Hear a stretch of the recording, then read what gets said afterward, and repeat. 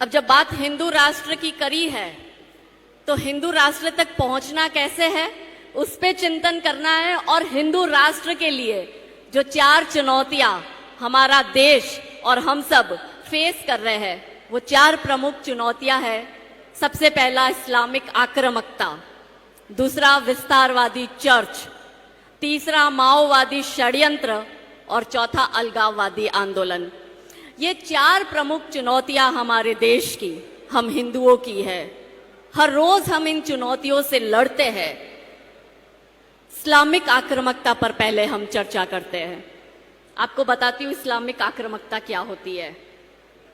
रामनवमी की शोभा यात्रा निकली, पत्थरबाजी हुई, मालूम है सबको? कैसे खुशी से बोल रहे हैं हाँ। ये इस्लामिक आक्रामकता है। हमारे हिंदू देश में हमें अपना त्योहार मनाने से रोका जाता है। त्योहार मनाते हैं तो पत्थरबाजी होती है और कोई छोटे मोटे कंकर नहीं फेंके जाते, इतने बड़े बड़े पत्थर हिंदुओं की शोभा यात्राओं पे फेंके जाते हैं।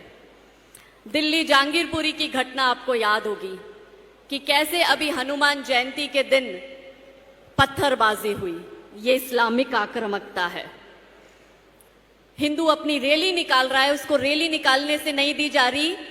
ये इस्लामिक आक्रामकता के जो दुष्ट विधर्मी लोग हैं वो कहते हैं कि हमारे इलाके से क्यों निकली, तो मतलब किसी के बाप का है इलाका। भारत देश में रह के हमारा इलाका तुम्हारा इलाका ये क्या होता है? हम पाकिस्तान में तो नहीं रह रहे। और वैसे भी पाकिस्तान जो है वो कोई इस्लामिक देश नहीं है, कोई मुस्लिम देश नहीं है।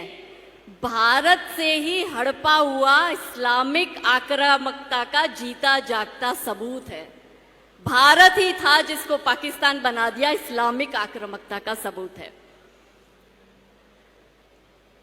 तो क्यों होती है पत्थरबाजी? क्या इस देश में हिंदू दुर्गा विसर्जन नहीं कर सकता?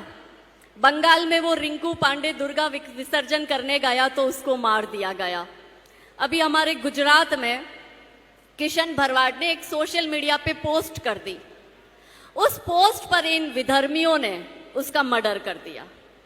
ये इस्लामिक आक्रामकता है, क्योंकि उन विधर्मियों को पता है कि हिंदू अपने आप में इस पिछले 70 साल में इतना कमजोर हो गया है कि वो प्रतिघात नहीं करेगा।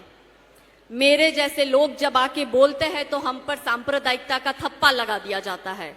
पर मैं कहती हूं कि अगर हुआ मेरे धर्म पर घात तो मैं प्रतिघात करूंगी। हिंदू हूं, हिंदुत्व की ही बात करूंगी।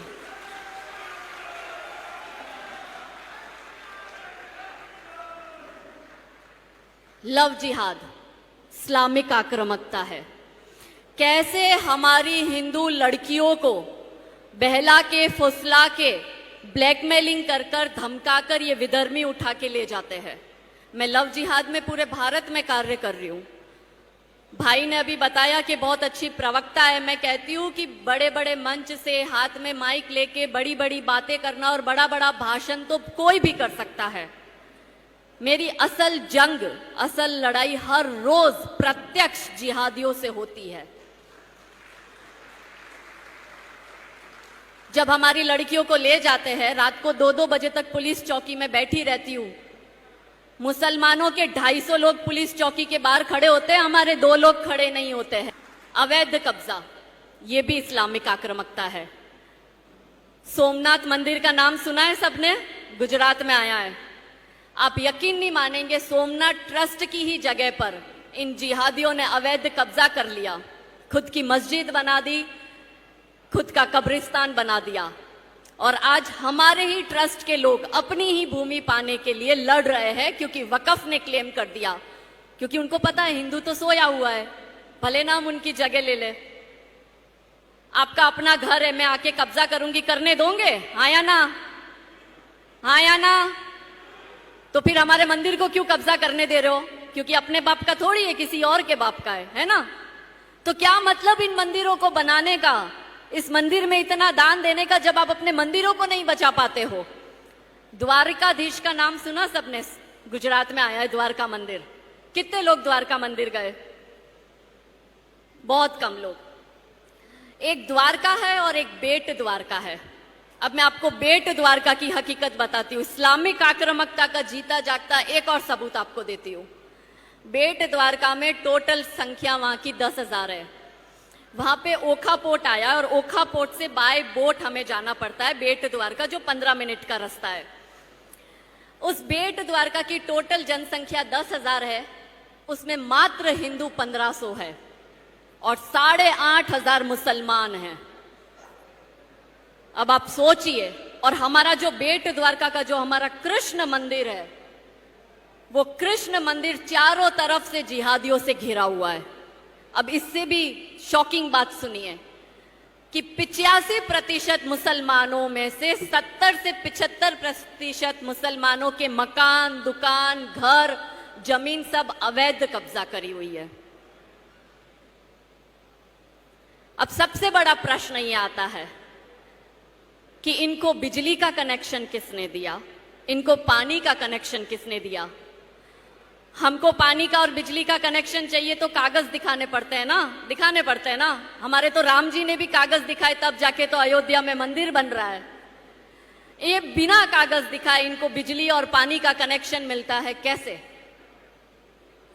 क्योंकि कुछ सरकारी अधिकारी जो आज के औरंगजेब और मोहम्मद गौरी बने बैठे हैं, वो खुद लिखकर इनको हमारी जगह दे रहे हैं और हम हिंदू सोए हुए हैं। क्या कभी किसी ने इन अधिकारियों से प्रश्न किया? ये जंग हम तब जीतेंगे जब महिलाओं की निष्क्रियता सक्रियता में बदलेगी। तो coming back to the point, Dwarkadhish मंदिर में 1500 हिंदू रह गए, उसमें भी जो 1500 हिंदू है वो सीनियर सिटीजन है और हिंदू के यंग बच्चे वो गांव छोड़ छोड़ के जा रहे हैं, क्योंकि वहां पे जो हमारे हिंदू है वो द्वारका तो जाते हैं, बेट द्वारका नहीं जाते। वहां टूरिज्म नहीं है, कोई हिंदू संस्था नहीं है, कोई बड़े हिंदू मंदिर नहीं है। और यकीन मानिए आने वाले 5-10 साल में बेट द्वारका जो है बेट शरीफ बनेगा, क्योंकि इंटरनेशनल मुस्लिम एसोसिएशन को वहां की मुस्लिम कम्युनिटी ने लिख के दे दिया है कि इसको बेट शरीफ का दर्जा दो। बस हम हिंदू जैसी कृष्ण तक बोलने में सीमित है, या हम नए नए मंदिर तो बनाएंगे पर जो मेन कृष्ण भूमि है हम उसको नहीं बचा पा रहे हैं। एक हमारे अहमदाबाद में मंदिर आया जगन्नाथ का मंदिर, बहुत पुराना मंदिर है, वहां की जगह पर इन जिहादियों ने कब्जा कर लिया। उसका केस भी कोर्ट में चल रहा है। आप इनकी मॉडेस्ट ऑपरेंडी देखिए कि हर मंदिर के आसपास ये जिहादी अवैध कब्जा करते हैं और हम कब्जा होने भी दे रहे हैं। हम ये सोचते कि हमें क्या, हमारे बाप का थोड़ी है। और जब मेरे जैसे लोग लड़ने जाते हैं तो हमें धमकी देते हैं। मुरली जी, एक मंदिर आया है मोरबी में, अगर आप गूगल करेंगे तो बहुत हेरिटेज पैलेस है, मणि मंदिर मोरबी। इतना विशाल के जैसे संजय लीला भंसाली की पिक्चरों में कैसे बड़े बड़े विशाल महल और मंदिर दिखते हैं, वैसे उस पे अवैध दरगाह, एक छोटी सी मजार बनती बनती 3 माल की दरगाह बन गई, 3 माले की। 2.5 साल से उसके लिए मैं संघर्ष कर रही हूं और मुझे जिहादियों की धमकियां इतनी मिली है कि मैं यहाँ पे तो बिना बॉडीगार्ड के आई हूँ। गुजरात में मुझे 4 बॉडीगार्ड के साथ ही घूमना पड़ता है, कहीं भी जाती हूँ 4 बॉडीगार्ड साथ में होते हैं। ये धमकी देते हैं क्योंकि मैंने अवैध दरगाह के खिलाफ आवाज उठाई। वो अवैध कब्जा कर रहे हैं तो वो सेक्युलर हो गए। मैं उसको सेक्युलरिज्म नहीं कहूंगी, मैं उसको नेहरूवादी सेक्युलरिज्म कहती हूं। और मेरे जैसे लोग जो आवाज उठाते हैं तो धमकी देते हैं कि तेरे चेहरे पे एसिड फेंक देंगे, तेरे पति का मॉब लिंच कर देंगे, तेरे बच्चे जिस स्कूल बस में जाते हैं उसमें बॉम्ब ब्लास्ट कर देंगे। मेरे 2 बेटे हैं और एक गर्ल चाइल्ड मैंने अडॉप्ट करी है, 15 साल की है वो। तो कहते हैं तेरी बेटी को घर से बाहर मत निकालना वरना मुसलमान उसका गैंग रेप करेंगे। ये सारी धमकियां मिलने के बावजूद हर रोज लड़ती हूं। और वो इसलिए, और जब ये लड़ाई हो रही थी और इतनी धमकियां मिल रही थी, तब समाज के 4 लोग खड़े नहीं हुए।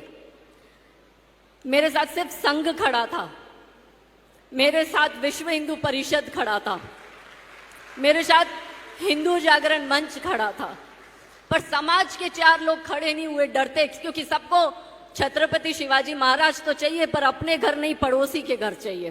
पिछले 21 साल में जो जिहादियों ने अवैध कब्जा किया, उस पे लैंड ग्रैबिंग भी दाखिल करवाया। और ईद के बाद में वो मंदिर के पास अवैध दरगाह बनी है, उसको ध्वस्त करवा के भी दिखाऊंगी। वो मैंने ठानी है और वो होके रहेगा। इसी तरह से हर एक हिंदू जब एक एक मुद्दा पकड़े, हर एक हिंदू संगठन एक एक मुद्दा पकड़े और उस मुद्दे को जब तक वो खत्म नहीं होता आप उसके पीछे लग जाओ, चाहे कुछ हो जाए, चाहे कितनी मुसीबतें आए। जब मैं कर सकती हूँ, ना मैं किसी पॉलिटिकल पार्टी से जुड़ी हूँ, ना मैं किसी संगठन से जुड़ी हूँ, ना मैं कोई एनजीओ चलाती हूँ, ना कोई ट्रस्ट चलाती हूँ, कुछ नहीं है।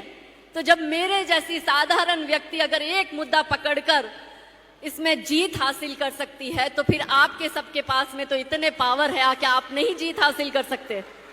इस्लामिक आक्रामकता के बाद अब दूसरा सबसे, एक मैं विस्तारवादी चर्च के बारे में बात करूंगी।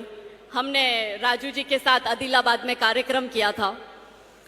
वहां पे दोनों तरफ से प्रॉब्लम है कि आदिवासियों के धर्मांतरण तो हो ही रहे हैं, साथ में इस्लामिक धर्मांतरण भी हो रहे हैं। एक मीठी बोली से धर्मांतरण करवा रहा है, एक बंदूक की गोली से धर्मांतरण करवा रहा है। ये क्यों हो रहा है? ये इसलिए हो रहा है क्योंकि हिंदू नाती जाति में बताए आदिवासी का धर्मांतरण हो रहा है, तो हमें क्या लेना देना? कब हिंदू एक होगा कि हमारा आदिवासी भाई, हमारा दलित, वंचित, पिछड़ा, शोषित भाई को अगर ईसाई धर्मांतरण करवा रहे हैं, तो क्या हमारा दायित्व नहीं है कि हम हमारे भाइयों को वो सारी मदद पहुंचाए कि उनका धर्मांतरण ना हो? ये भी चिंता करने का विषय है। तीसरी हमारे देश की प्रॉब्लम है इस्लामिक आक्रामकता, विस्तारवादी चर्च के बाद तीसरी और सबसे प्रमुख प्रॉब्लम है माओवादी षड्यंत्र।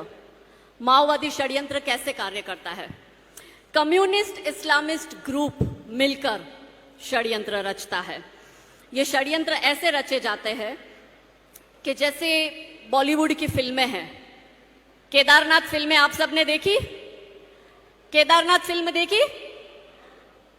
एक हिंदू की पंडित की बेटी को एक मुस्लिम खच्चर चलाने वाले से केदारनाथ की यात्रा के वक्त प्यार हो जाता है। इन बॉलीवुड वालों की स्टोरी देखो। अब आप मुझे बताओ कि क्या हिंदू की लड़कियां जब 4 धाम की यात्रा पे जाती है, या केदारनाथ की यात्रा पे जाती है, या वैष्णो देवी की यात्रा पे जाती है, क्या हम किसी खच्चर चलाने वाले से प्यार करेंगे? किस तरह से सॉफ्ट पावर काम करता है? ये माओवादी षड्यंत्र है। आपने तूफान पिक्चर देखा होगा कि कैसे एक पढ़ी लिखी डॉक्टर लड़की को किस तरह से एक सड़क छाप लोफर मुस्लिम लड़के से प्यार हो जाता है, और फिर एक्सट्रीमिस्ट दिखाते हैं हिंदू परिवार को। इसी वजह से आज देश में लव जिहाद इतना बढ़ रहा है। लव जिहाद के किस्से इतने बढ़ रहे हैं। 4-5 राज्यों में लव जिहाद का कानून भी आ गया है। गुजरात में भी लव जिहाद का कानून आ गया था, किंतु लव जिहाद की कलम 3, 4, 5 और 6 पर हाई कोर्ट ने स्टे लगाया। तो गुजरात गवर्नमेंट जो है वो अब सुप्रीम कोर्ट में हाई कोर्ट के अगेंस्ट अपील करने गई है। पर ऐसे 5-6 राज्यों में लव जिहाद के ऊपर कायदे बने हैं। हमारी लड़कियों को बॉलीवुड की फिल्में दिखा के सैफ अली खान, करीना कपूर, सलमान खान, शाहरुख खान, आमिर खान दिखाकर हमारी लड़कियों को फंसा के ले जाते हैं।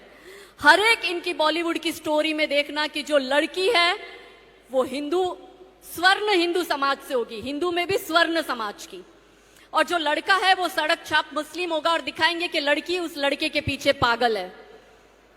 मैं इनसे कहती हूं कि एक स्टोरी चलो मैं देती हूं, पर बॉलीवुड वाला बनाएगा नहीं। मैं छोटी थी तब से वैष्णो देवी जा रही हूं, हर साल जाती हूं, और मैं खुद भी पंडित की बेटी हूं। मुझे तो आज तक कभी किसी खच्चर चलाने वाले से प्यार नहीं हुआ। तो ये कैसे दिखाते किसी हिंदू की लड़की को खच्चर चलाने वाले से प्यार हो? कभी इनको बोलो, मैं स्टोरी देती हूं कि एक निजाम या नवाब की बेटी अजमेर शरीफ की दरगाह पर चादर चढ़ाने गई है। दरगाह के बाहर एक मोची जो है वो चप्पल सिल रहा है, और लड़की जैसे ही चादर चढ़ा के बाहर आती है, लड़की की चप्पल टूटती है, और लड़की जो है उस मोची के पास चप्पल सिलवाती है, और सिलवाते सिलवाते आंखों आंखों में नैन मटक्का होता है, और मोची से प्यार हो जाता है। और फिर वो निजाम और नवाब की लड़की जो है वो मोची के साथ भाग जाती है।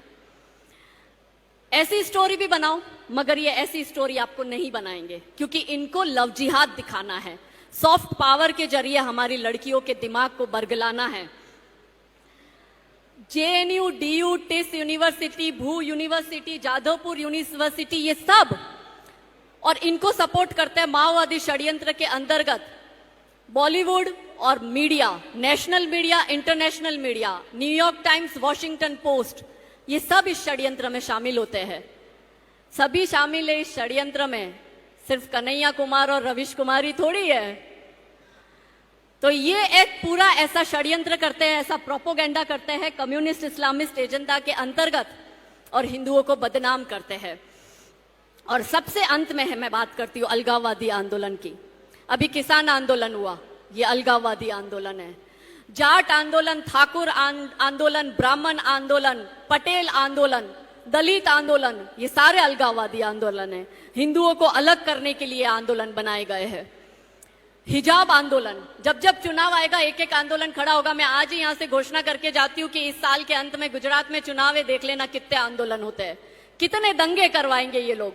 ये सब अलगाववादी आंदोलन, और वो इसलिए करते हैं क्योंकि देश जो है, भारत जो है, नरेंद्र भाई मोदी जी के नेतृत्व में देश विदेश में नाम रोशन कर रहा है। भारत की ख्याति बढ़ रही है, भारत की इकोनॉमी बढ़ रही है, भारत विश्व गुरु बनने की राह पे चल रहा है।